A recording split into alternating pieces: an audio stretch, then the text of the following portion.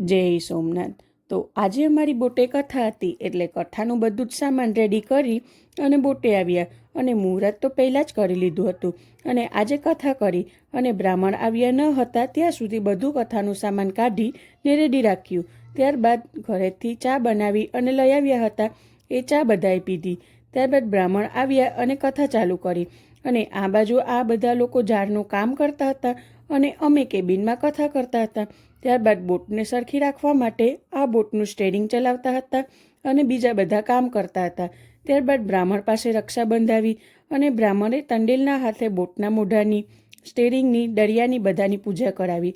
ત્યારબાદ લાસ્ટમાં આરતી કરી અને કથા પૂરી થઈ એટલે બ્રાહ્મણ ગયા અને અમે બધું સામાન સાચવી અને આખી બોટમાં ધૂપ ને બધું ફેરવી અને બધાને પ્રસાદી આપી અને 3 થી 4 બોટ વટી અને ઘરે જવા માટે નીકળ્યા। વિડીયો ગમ્યો હોય તો લાઇક, શેર, ફોલો કરજો અને ફૂલ વિડીયો જોવા માટે યુટ્યુબ ચેનલને સબસ્ક્રાઈબ કરી લેજો।